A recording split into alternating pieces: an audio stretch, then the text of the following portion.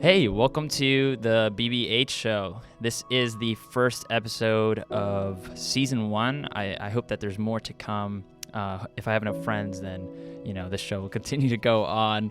But for those of you who don't know, the purpose behind this show is to hear from believers, to be edified, to be encouraged by what it is that God is doing in their life, what brought them to faith, and where they see themselves going. And today, I have Mike Vecchio on, who is a co-pastor at Grace Church on the Mount in Netcong, New Jersey. We run the youth ministry together, and we've been friends for about a year. So we'll have the joy and the opportunity of being lifted up by his story and what God is doing in his life. So with that said, Mike, welcome. Thanks, Chris. Thanks for having me, bro. This is going to be exciting. Yeah, man. Exciting times like this. Yeah, I'm super excited for this. This is just something that, God has kind of been laying on my heart to just open up a space for people to be able to share their testimonies. Because I don't know, I just think it's recently I was at a worship night and there was just someone who was sharing their testimony there, and I was like, man, that's so powerful. I just want more people to be able to hear each other's stories, you know, because it's cool every once in a while when we get to sit down in a circle and hear someone's testimony and we're like, wow, that's encouraging. But what if during the week we just turned a podcast on and got to hear and got to know someone, now if somebody comes and meets you, they're going to be like, oh, you're Mike Vecchio. I actually know your testimony. And you're like, what? Yeah. And even I was also at that worship night with him. And it's great, doing it in a group, that size. There was a lot of people, sitting in that circle we were in, and a lot of people were able to hear that and able to be encouraged and edified through it. But even so, it's cool, seeing people sit down one-on-one and just talk and just encourage each other and just, share stuff from the Word, share stuff from their own life, and so other people can hear it. It's just almost like a normal conversation. Yeah, and I think too, there's a limit on how much you can share within a group setting. Not because you're oh, I don't want to share this about my testimony, but it's just time. Yeah. You're oh, I don't have, if I had enough time, I'd tell you about this part, oh, you want to hear that part of my testimony? I'd love to share it with you, but just not in this setting, just because there's a time limitation. But when it's a podcast, this is long form, this is probably gonna be this is the marathon part of it. Yeah, this is the marathon part of it. But it's cool too because it is just me and you in this room, so it's a lot less intimidating to some regard. And I just want to be clear, testimonies aren't about glorifying the person, but it's about glorifying God. Absolutely. And I know sometimes that can be a little bit confusing for certain people, when they're learning how to share their testimony. Sometimes they can feel it's about what they've done, but it's really about what God has done through them. So with that being said, Mike, here's the question of the day, brother. Lay it on me. Yeah, just when did you come to faith? When did you begin your relationship with Jesus? So my relationship with Jesus began when I was 19 years old. And, I came to know Christ a little bit later on in my life. And, that was an experience for me because, I had been going to, for the past couple of years, and all throughout my life, my family and I would go to church on Christmas, go to church on Easter, stuff like that. We were what were called the CEOs, the Christmas and Easter's onlys. And we were comfortable with that. Yeah. And I knew of God, I knew of Jesus, I knew the basics. I knew that. Okay. I knew the basics. Would you define that as a Christian household? I don't think that I would, because it's not that we were consistently bad people. I grew up in a great household, but still we weren't following Scripture. We weren't consistently in Scripture together, or sometimes even going to church together, because my dad before he retired, he just retired I think about a year or two ago. He worked up in Newark, New Jersey, so it was an hour commute from where we were back in Wall Township, which for everybody listening is in Central Jersey, not South Jersey. Yeah, I'm just going to censor this part for all other New Jerseyans listening. There is no such thing as Central New Jersey. I'm actually a conspiracy theorist. I actually don't really know why I have that opinion. I think I'm just a sheep. I think I'm just a follower. Don't be a follower, bro. Be a leader. Lead the Central Jersey crowd. I'm gonna have to reflect on this. Anyways, keep going. So And even, the way that we lived our lives, we lived good lives, but we didn't live lives to glorify God in the way that we do now. So I wouldn't necessarily consider it a Christian household because, we came to know God a little bit later. Yeah. And, when me and my sister were in our teenage years. And I know my dad came to know Christ maybe around the same time. It was right after my grandmother passed away in 2015 that he made the decision of like, you know what, I'm going to start going to church every Sunday. I'm going to start living my life for God and stuff like that. What was that? What was that like watching your dad like make this change? It was surreal because I had always I'd been going to church for the last year or so, but I wasn't saved at that time. Like I had been going to the youth ministry that I've been a part of for after this moment for the next 6 years about, and he would come sometimes, but not all the time. But after that, there were moments where everybody in the congregation was together on Sunday mornings. They didn't have like youth lessons until after worship. And there were times where, I would go up to the front, I would go up to the altar and begin worshiping. And then all of a sudden I would look to my left and my dad would be standing right next to me. Wow. And after, after a year of not experiencing that, seeing that, it brought like such a joy to my heart to see, my dad taking that step, after what all has gone on in his life. He lost his father at, when he was I think 19 or 20 years old. And then he had, been without his mom for the last 15, 16 years. And then my grandmother just passes away. So his mother-in-law is gone as well. So that was like a lot of the family that he it was basically like the family he grew up with. Mm-hmm. Wow. And just seeing him take that step and seeing him take that, almost being pushed a little bit, but accepting it at the same time. And now, they go to a church, New Beginnings Church in Wall Township. They set up a campus 5 minutes away from my parents' house. They go every Sunday. They go to Bible studies. My dad sometimes goes to the men's group there. And it's been wild to see, not only in my life, but to see God work in the lives of my family members. And, I see it in each one of them. I see it in my dad. I see it in my mother and my sister and my aunt who lives in North Carolina. Yeah. She was always the one that was pushing us to go to church, like always telling us, you got to go to church. You got to keep going to church. There's always that one. Oh, yeah. But at the same time, stuff like that helped us. And, they found my aunt and my grandmother found Grace and Peace in Toms River, which is where we got our start, really, which is where we attended, specifically every Sunday, every Wednesday night. That's how we got our start, quote unquote. Yeah. So that's how, over the last few years, God's worked not only in my life with my own personal salvation, but in the lives of my family members too. Yeah. I was kind of asking you, well, I asked if you considered it a Christian home, and then we, went off on this side, but I kind of want to keep going in this direction. Yeah. Because it sounds like you grew up in like a traditional home, like a Christian tradition versus like a Christian relational home and stuff.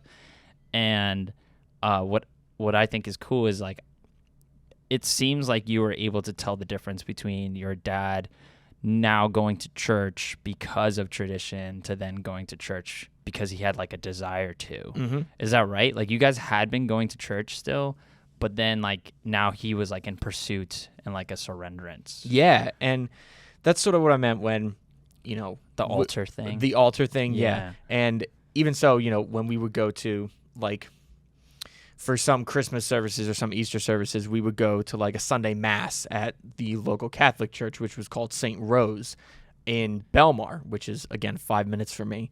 Or 5 minutes from my parents' house. You guys got a lot of churches around you. Yeah, right. We had a pick of the litter. Yeah. But that was, what we did, and me and my sister did CCD there, and stuff, for the young kids and stuff. Yeah. But never had that desire when I was younger to pursue that. And that wasn't until I turned 19 that I found that desire to pursue that. But sort of what you were saying, sort of the tradition rather than the relational Christian home. Yeah. I think that'd probably be a good way to describe it. Because once that year rolled around. My grandmother passing really had like a huge effect on each of us, because she was, the one who was consistently in prayer for every single one of us. She lived 10 minutes away from us, so we were always in connection with her. And then losing her was a big part of that. And knowing what she stood for, like the Christian values that she stood for, and the love that she consistently displayed, and the gentleness that can only come from a woman having an in-tune and dynamic relationship with God, I think sort of inspired us all to change our own lives around. Wow. From, not taking it maybe as seriously as we should, to now consistently starting to go to church, starting to serve, starting to play music, starting to play worship. And I think I consider that like a big turning point in like my family's life.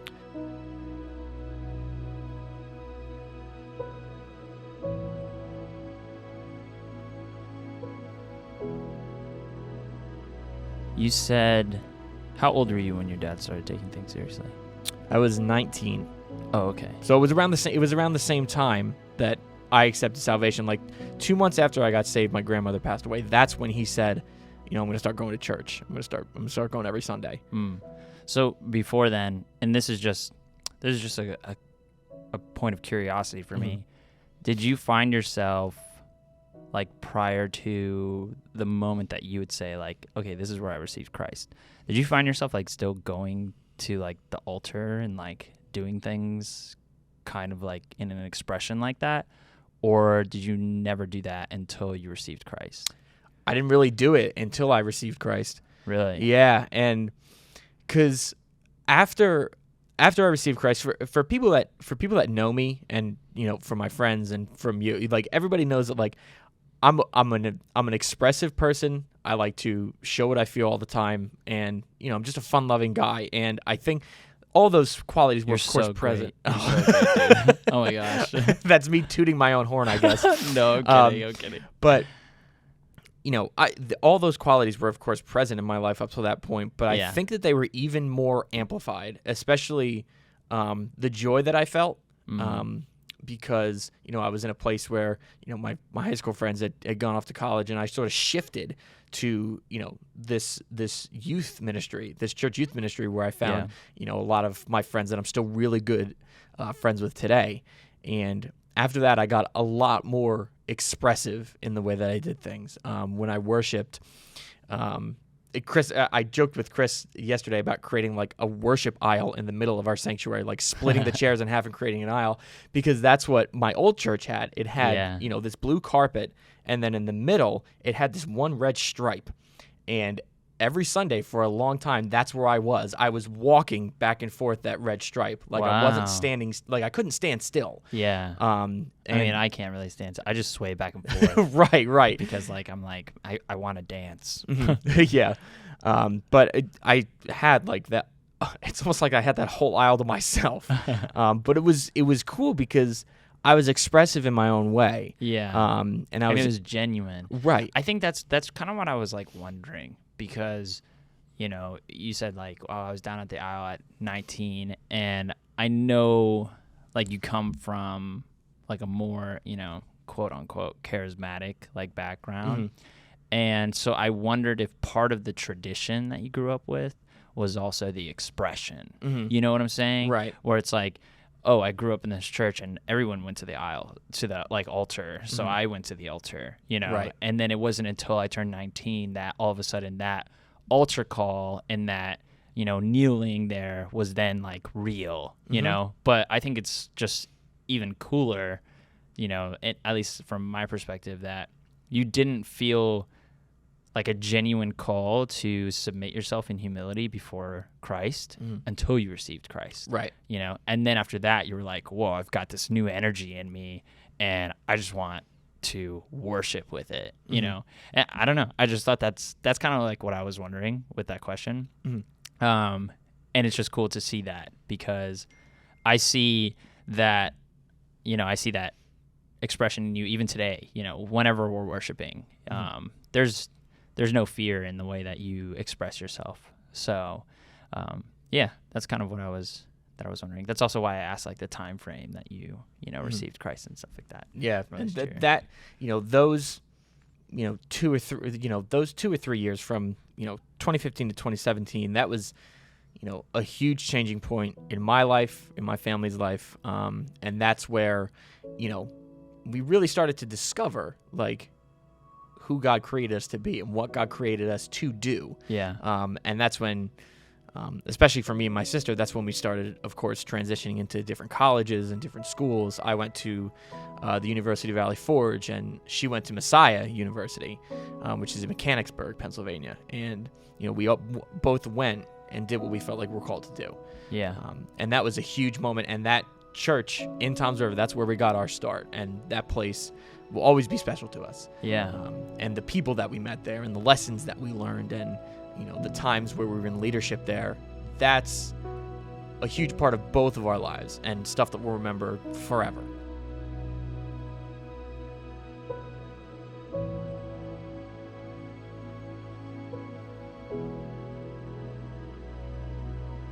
So, so you're 19, Mm-hmm. right, when you receive Christ.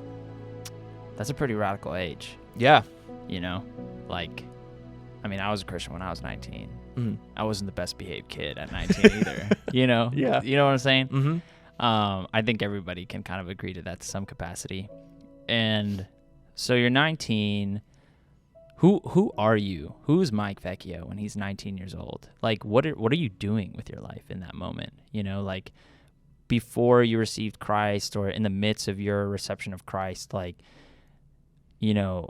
what things are you weighing out now as you're like saying like yes to Jesus? You're like, yes, Jesus. And because I'm saying yes to you, oh my gosh, I now also have to say no to so many other things. Like what was that like? Like, did you have internal pushback in those things? Did you have like friends that were like, who the heck is this guy? Like, I don't know. So I think that at first there was a bit, and especially the first year, there was a lot of internal struggle within me because, first coming to Jesus, like on fire, like wanting to do what I can for God, and that was me stepping out. That was me, playing worship. That was me joining the leadership team at Grace and Peace. That was me going to, a teenager / not really young adult, but teenager, young adult Bible study, like on Thursday nights. We called it Agape. It was run by my friend Matt. And That's a pretty cool name. yeah, right. But still, there was that struggle that started to come around of like, okay, what am I really supposed to do? And, even falling into some old pitfalls of, my high school friends came back. It's time to get together with them and stuff like that. Even though, I knew, I wasn't supposed to be, doing the things I was doing because I got caught up in, unfortunately drinking underage and even to the point of, few times earlier than that, like lying to my parents about it. And that, displayed, unfortunately, a rocky part of my life. Yeah. And, still dealing with some of the outfall of that, but also trying to build myself up and saying, you know what, I can do this. Yeah. And then comes the point of my life where I finally went into ministry, and I finally, took on the calling of going into ministry. And I did not start off the right way because I was going to school. I was going to college to be a high school history teacher because I love learning about American history. I love teaching people. I love talking to people. And I was like, that's what I want to do. I want to do that.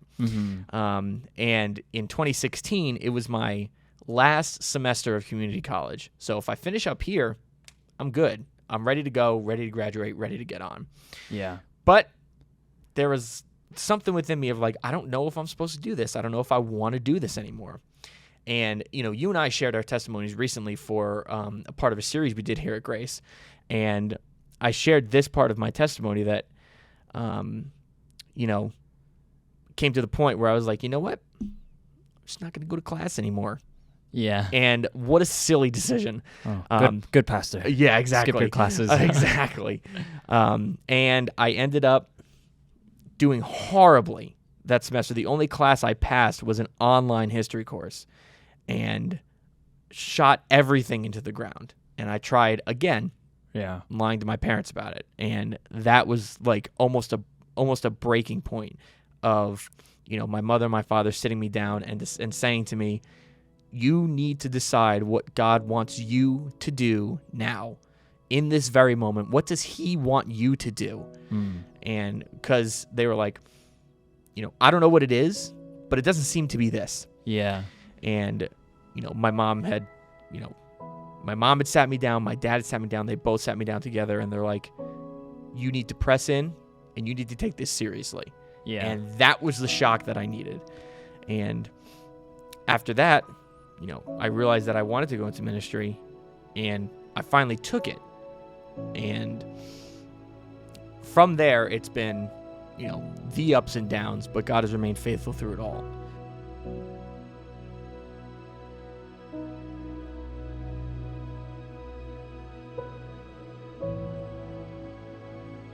There's a couple things on my mind. Okay. I have this little roadmap in my mind Okay. as I'm listening to you. So going all the way back to your two pitfalls. This is like a bookend, right? So we'll start with this, and I'm gonna eventually ask you a question that also ends with this. Yeah. But you were talking about how, like, you were 19 and you were like coming to your faith, and one of the things that you were kind of like wrestling with was like your friends came back in town, right? And you were going to hang out with them, but they were doing things that you didn't really want to get involved with and stuff. And that kind of caused you to like be in different situations, like lying to your parents and everything. Yeah. What do you think helped you to be able to step out of that? I think that it was Let's start with just first your friends before we go to the parents thing. Okay. Yeah. So like, what helped you to step out of not necessarily your friendships, but more so the temptation that was presented by those friendships? I think that there was a feeling of disappointment that like came over me at some point. I can't remember exactly when it was, but like I had always known it was wrong. But at points beforehand, I was like, I kind of don't care.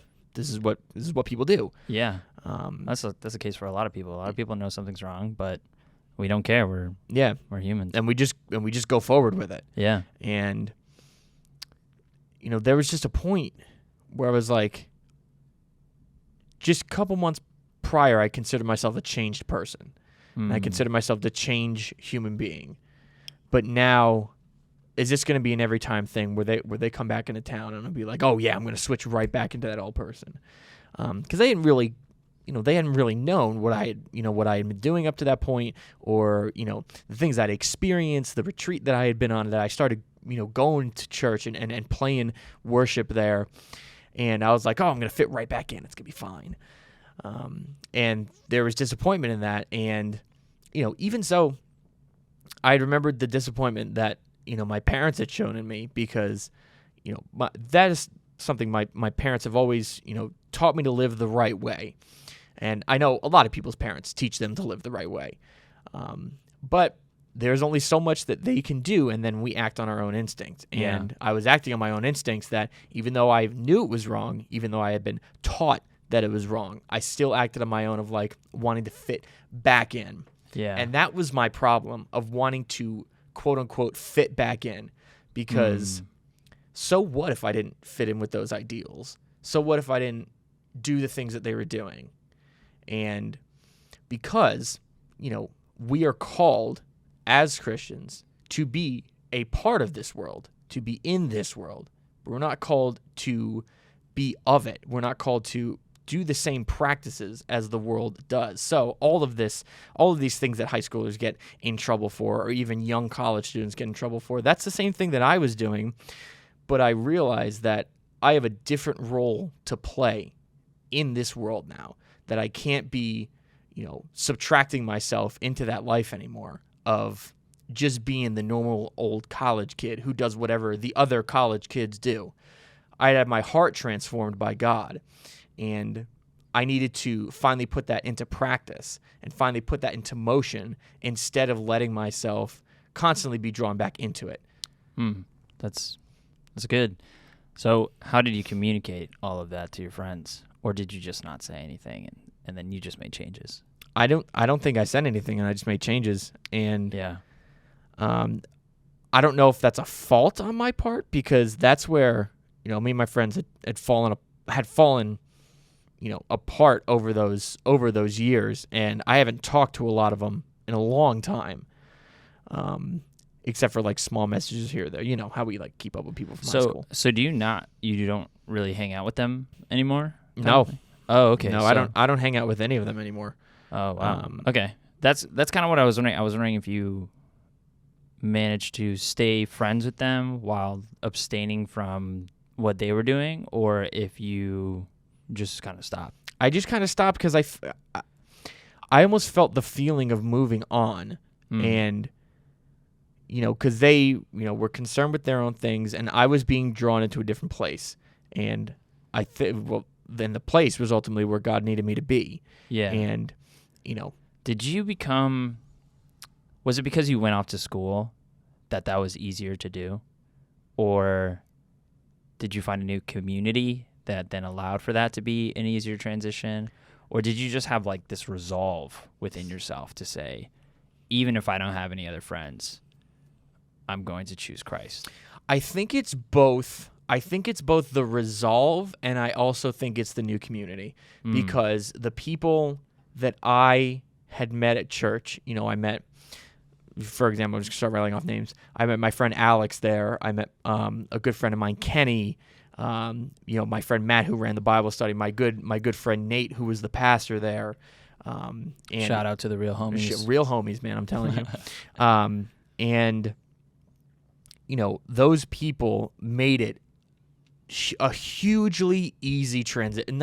I won't say hugely easy, but they made it easier for me in the fact that they were proving that they were there, even if I were to stumble into a pitfall, or even if, I was showing a little bit of, my friends are being caught up in these ways that I don't agree with. And they weren't. They were, consistently seeking after God and going to church consistently. But at the same time, there were still people who loved to have fun in like an old-fashioned way, where they didn't need anything extra in order to have a good time, that they could just be sitting around in a circle and talking for 2 or 3 hours, and it'd be a riot of a time. Yeah. And just the time of their lives. And that was what I found in that community, and even a little bit more of that resolve to sort of like you said, even if I don't have any friends, I'm still doing what I believe is right, and I'm still doing what I know is right. Yeah, and that's huge, dude. Because I don't know, for me, I've had like a lot of conversations with people that they've received Christ, they're walking towards Christ, but they have that other part at the beginning of your faith, like you first, especially when you come to Christ later on in life. Like I came to Christ when, I was very young. So Jesus has always been my superhero kind of thing. Not that I haven't had my own pitfalls, but like you come to Christ later on in life, and you have this whole group of friends, right, that you are hanging out with, you've built tons of memories with. You feel that you have trust with them, even if in reality, maybe they're not like lifting you up to be the best, person that you can be. And then you have to like basically cut yourself off sometimes. I wouldn't say all the time, sometimes from them, because they're like really like just tempting you towards sin. And so I have these conversations with people that are in this position, and they just like don't know how to move away because those friendships are so special, Yep. And so, when I was asking those questions in my mind, I was like, I wonder what it's like to the person who's listening to this, who's struggling to move away from those groups of friends that they have that's bringing them towards sin. Like, what is it that will be the game changer in helping them to pursue Christ, maybe while still maintaining those friendships, or pursue Christ and be able to have the resolve to walk away from those friendships and like trust that God is going to provide more of a community. Yeah, and you say friendships, you say those sorts of friendships are so special. I remember the way I met two of them was in sixth grade, like early on in the year. I was sitting completely by myself at like one of our long lunch tables, like all this space next to me, and I was the only one sitting down. And two people came down and sat next to me, and they were my friends all throughout middle school, all throughout high school, a little bit into college. And out of the rest of those people, those are the two that I still talk to every now and again. Yeah. Still message back and forth every now and again. And even though that was, such a special time for me, and I felt so lifted up by that, like, oh, two people want to come down and sit next to me? Yeah. Like sit next to me, this little weird kid, this little like shy weird kid. Little old Mike. Yeah, little old me. But yeah, that was special to me. But at the same time, as we start to transition, as people start to transition into different schools and different styles of life, like, those paths, you may, if you accept Christ, if you're following after Christ, you may go in a different way than them. And, you could absolutely keep those friendships 100%. But sometimes, when you have that resolve and you break away from that, it's sometimes an unfortunate result, but it's fortunate that you're choosing the path of God and the path that God needs you to be on, rather than falling back into these old ways or falling into ways that we know aren't right, that don't glorify God in our actions, or that aren't according to God's scripture. Yeah. So that's pretty crazy. And that's super true. Okay. Well, I hope somebody's encouraged by that, because that's legit. Yeah, absolutely. That's like a super relatable season of life. Super relatable season of life.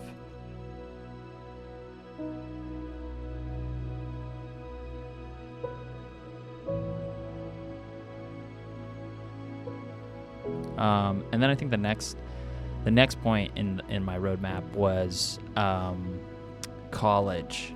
So it's interesting, if you're, I'm looking at you and like your story, and like I can kind of like see the progression of how your surrenderance to the process of sanctification is like taking place. A lot of times what happens with people when we first become believers is like big sins, like drinking underage or something, quote unquote, like we might see that as like a big sin. Yeah. Those things are like first to go. Oh yeah. It's like, oh man, like I can't do this, like Lord, like I have this huge thing and I'm going to surrender this to you. I'm going to throw my stick in the fire kind of thing. Like, I don't know. Some people do it at camp. Some people just do it like, within their hearts. But then we start to run out of big things, right? We're like, oh man, well, I'm not really smoking weed anymore, or drinking, or, like stealing, or, any like really obvious sins that like other people can see.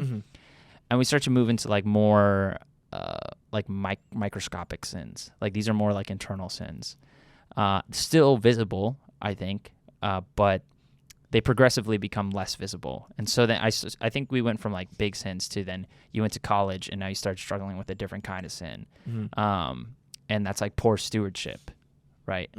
Which it's like maybe you weren't even thinking that, but like that's kind of what it was, right? Like you went to school and you just stopped going to your classes, and it's like that's just God gave you this awesome opportunity and you're kind of just like putting it away. Exactly. But you felt conviction over that, right? Yeah. And I think you recognize the fact that you shouldn't put yourself in a position where you're going to be a poor steward or something because you're not passionate about it, right? I think when it comes to stewardship, it's like, let's be stewards of things that we have passions of. There's certain things that we're going to have to be stewards of that we're not passionate about. And by steward, I mean like responsible for, like doing your taxes. Some people are passionate about taxes, I guess. I don't know. We're passionate about the money we get back. Yeah, right. Yeah, exactly. We're passionate about the finish line. Yeah. But along the way, we're not really passionate about those things. But you saw that and you were like, you know what? I'm going to look at what it is that God is like calling me to do. And a part of that process was talking with your parents and your parents calling you out, which I think is a really cool part. If you look at it full circle, you know, like you zoom out and then you say, wow, my parents became believers here. But if my parents were never believers and they saw me failing in school, how would they have spoken to me differently in the moment where they were like, obviously this isn't working out for you. Pray to God what it is that he's calling you to. Mm-hmm. You know, they probably wouldn't have said that. I don't know. I don't even want to think of like of the possibility of like what would have happened. I know nothing drastic would have happened, but at the same time, I don't think they would have responded the way that they did. Obviously, you know, mad, disappointed. Those are normal feelings that come out in a moment like that. But for them to just say, like, I remember my mom definitively saying to me, she's like, find your calling. Find your calling multiple times. That's huge, because in that submission to Christ earlier on in their lives and earlier on in your life, you guys all started to take this journey to this path where they're not only finding out what their calling is in life, but they're also being a part of helping you to come to the point where you submit to God's calling of ministry. You know what I'm saying? Like, that's like a cool, I don't know if you like looked, like zoomed out that far before, but like, that's like a pretty cool thing to like look at, you know, where it's like, if they were never Christians, they probably wouldn't have been a part of like encouraging you to submit to the authority of like God and be honest and stop that like lying, you know, that you were like, you know, struggling with, which I'm not like throwing this like lying thing at you. Oh, I'm no, just, dude, you know, if anybody knows it, it's me, dude. Like that was my biggest flaw when I was younger, was lying to my parents. And, you know, I just couldn't get away from it. Like the biggest thing for me was I never wanted to get in trouble with them. And, you know, maybe that's, you know, me worrying about like what would happen, but at the same time, like they're my parents. Yeah. Like they're there to, you know, to bring me up, to raise me in order to not do those sorts of things. And it was because I was afraid to get in trouble. And it's almost like, you know, no, I just want to keep doing what I'm doing. I'm fine with it. I'm getting away with it. You think you're getting away with it. I think I'm getting away with it. Exactly. Dude, that was like always my thing. When we're young, we think we're so much smarter than we are. Even when as we get older, you know, we're like, oh, nobody knows about this except for me. You know, like I fooled everyone. And everyone's like, dude, can you believe this guy's still lying about this thing? He thinks like none of us realize it, but everyone can tell like most of the time when you're lying. And especially your parents who know you the best, because my dad's famous line is always, you know, I would say something and he goes, if you're lying, I'll find out. And I was like, I know. Yeah. So my mom would always like, she'd come to my room. She'd always give me the opportunity, you know. She'd be like, Chris, is there anything that you want to tell me? Which this is just an incredible interrogation tactic, you know, because I'm like, oh man, which one? You know, like which one does she know about? And I know I have to give her something. Yeah, we turn into a waterfall. We're like dripping sweat in that moment. Yeah. It's like a verbal torture chamber, but she's not even doing anything. She's just asking me a single question, you know. My mom, I don't know. God gave her like the gift of prophecy, because that lady, she just knew everything that was going on in my life. And I'm like, are my friends spies? Are they spies? Like, does she pay them? I don't understand, you know.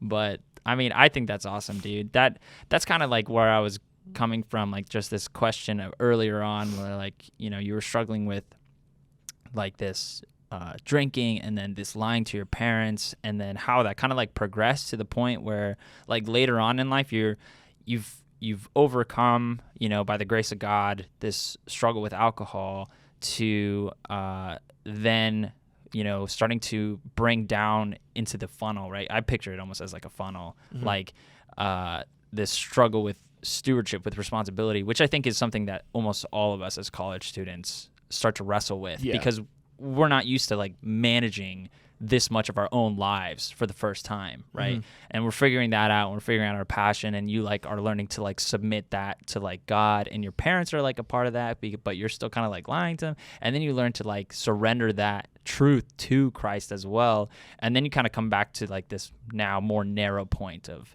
the sanctification of your life, right? Which I say all that to say, it's really cool and encouraging to see how from the point of your salvation to even the point of you just being in college, you can see the Holy Spirit at work in you. Yeah. You know, like the one who began to work in you will be sure to finish it. Mm-hmm. Like, and you can see how true it is that we wrestle with the spirit and the flesh, you know, Mm-hmm. like that desire to like receive the acceptance of your friends, but yet also the desire for Christ, you know, and then like battling those things out and then seeing Christ win those things, Yeah. you know, and Mm-hmm. like submitting to those and like beating yourself into submission, you know, like you're Mm-hmm. like, no, I'm not going to do this. I'm sure you had times where you were like, no, like I can't, like I want to, but I won't, you Yeah. know?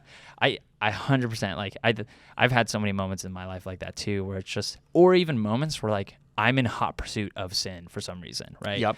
And God's like, no, you can plan it all you want. It's not gonna It's happen. not gonna happen. Exactly. And I'm like, God, like stop protecting me, you know? Like it's just stop doing what you said you would. yeah, you know, and that's like God's grace, and I love that so much. But I think that's just super cool. So now let's, you know, move forward. Like you're at this point in your life where you're now in ministry, right? You received your calling. Mm-hmm. You went through an internship. You got hired here at Grace Church. You're working in youth ministry, but you're also one of the teaching pastors of this church, which is super cool. And you do like a lot of administrative things, kind of like behind the scenes. You're starting to see kind of like what it's like to work with like a multi-site church. And you also, I know when I first met you, you said you had the desire to like plant a church and stuff like that, right? Yeah. What is it now that like you've gone through so much life, even within just like the past year, right? Mm-hmm. Just because you've been here at Grace for like a year. Right now, where do you see, like, what's your vision? What do you think God's got for you? Obviously, not like you can have a definite answer of where, you know, the next few years of your life are for sure gonna go, because, you know, we can plan all we want, but God's the one who determines our futures. Mm-hmm. But like, do you have like a vision for where it is that you think God might be taking you next? Man, what a loaded question. But It is a loaded question. no, I know. And I've always had the drive and desire to do ministry work in my hometown, or my home, at least county, or the surrounding county around it. And which is why, you know, I've said, you know, I've wanted to open a shore church, like a church on the shore. And I fully believe that I'm meant to do that at some point. But for now, and for where I am now, you know, even over the past year and 3 months that I've been here at Grace, I've learned so much about, you know, what goes on when we're not on the pulpit on a Sunday, or like a Wednesday. We're not teaching or when I'm not teaching on a Wednesday. What do we do, you know, Monday, Tuesday, and Thursday, Friday, Saturday to prepare for these things, and what goes into, you know, church planning and things like that, and even financially about churches. Like I've been using all of that stuff to build myself up over the past while, so that, you know, when it comes time for that, when it comes time for me to do that, to reach that goal, I can be absolutely as equipped as possible, because I've always said that I never want to be stagnant in any single area of my life. Like whether it's playing music, I never want to be the same guitar player or drummer. Whether it's this, if I'm speaking, I never want to be the same speaker. You know, just consistently, just like sitting and just being like always evolving. Exactly. Yeah. And I want to keep growing as a minister and as a man of God. Yeah. And you know, that vision, I think that my journey is going to take me a lot of places, and maybe even places that I don't expect either, because being quite frank, I thought I was going to be able to stay kind of close for my first ministry job, which I'm still in New Jersey, but I didn't expect to be up in, you know, Lake Opakong, which, to be completely honest, is a town I never heard of before I moved there. Yeah. And it's a new environment for me. It's new people. It's a new Definitely area. not the shore. No, it's not. It's a lot more quiet where I am. It's, you know, because the shore is always hustling and bustling, and behind my house I have, you know, a 40-minute hike in the woods. Yeah. So I never had that down in Wall Township. Pros and cons. Pros and cons, exactly. Yeah. But, you know, just realizing these opportunities over the past year and the opportunities that are going to continue to come, I think I'm going to go in a lot of areas where I don't expect to be, and go places where I'm like, what am I going here for? Like I didn't see myself going here, or I don't see myself doing this. Yeah. But at the same time, if we're called to a different position than we're in now, God doesn't necessarily call those who are already equipped, but he always equips those who he calls to go somewhere. Yeah. And, he equipped me to come here. He equipped you to come here. He even equipped, Tim and Cam and Scott to be here for these moments. Those are the other pastors at our church as well. Yes. Nice, good context around it. But I think I'm going to go places where I don't expect to be. But I'm totally okay with that. But you kind of always see yourself in ministry. I do. And, that's something I'm completely okay with. Yeah. Because this is a huge passion of mine. And especially with where I am right now, if we're talking about just youth students in general or just speaking to young adults in general, that has such a huge place in my heart right now in this season of my life. And for the, next foreseeable future as well, because I was in their positions at some point. Yeah. I was a high school student looking to figure out where I was going next and transitioning into a bigger school, into a different school, into a college. And I want to be able to help them through that. I want God to be able to use me to help them. And hopefully when I share my testimony, when I share, my story of what I've gone through, if it can just affect one person in a positive way, I know that I have done good for the kingdom. And I know that I am doing what God has placed me here to do. Yeah. And no matter where I go. Yeah. So ministry is a huge passion of mine. And, I see myself in it for as long as I'm here. Yeah. Dude, that's awesome. And I think, your testimony, it is going to touch people, Like you have like a story that's so unique, yet at the same time, it's not unique at all, Yep. And I think that's what's so beautiful about the way that God has created us is that our stories line up in a parallel like sequence to someone else's for a period of time. And that period of time is when we learn how to surrender that to Christ, we can help someone else surrender that same portion of their life to Christ. Yeah. Not because of anything that we do, but because of what Christ has shown us, right? Right. So that's, as long as you continue to offer your testimony freely and be vulnerable, I think, which is kind of hard sometimes, not necessarily just for you, but just for people in general. Like people's lives will be changed. Yeah. Because it's like the way that we pray before we start, preaching. It's like, Lord, empty me of myself. Allow me to just be a vessel for your word. Yeah, absolutely. That mindset is a life mindset, Yep. like ministry. And for those like listening, I've always said that I've been in ministry even before I became a pastor because my life is my ministry, like it doesn't matter who you are. If you're a believer in Christ, you should be discipling someone. Yeah. You should be evangelizing. You should be sharing your faith with other people. You should be reading the word. You should be educating yourself on the word. You should be learning how to be able to share that word with other people. Like that's ministry. Yeah. Like that right there is ministry. And you don't need to have like some official church position to say, oh, I'm involved in ministry or I do ministry in life. It's like, it doesn't matter. Or even saying like, oh, I'm a part of the children's ministry or I'm a part of the youth ministry. Even if you're not officially a volunteer for something like that, the fact that you are a living Christian, in my mind, means that you are in ministry. Yeah. And that's something to not lose sight of, because if we start to compartmentalize our faith and say, oh, I'm going to go do ministry this weekend, then we neglect the fact that we had an entire week to do ministry. Yep. Right. And the fact that you don't need to be the head of a ministry or even the volunteer of a ministry to spread the gospel. Exactly. All the time. Our lives should be a representation of the gospel and what the gospel means not only to us, but to the entire world, and the way that the gospel has changed our hearts, knowing that the Son of God himself was sacrificed for each and every single one of us. Yeah, 100%. All right, before we start preaching too much, let's just Felt my feet getting a little light. Yeah. Mike, thank you so much, dude. Thanks so much for sharing your story. Thanks for sharing your vision of where you see God, eventually like taking you, for being vulnerable. I mean, you shared some things, you didn't have to share those things, Yeah. but you did. And I appreciate that. And I hope that others will too. And they'll see the fact that you are a broken man and you are in need of a savior, and you have one. Absolutely. And his name is Jesus Christ. Mm-hmm. And that's the same for me, dude. We're broken people in need of a savior.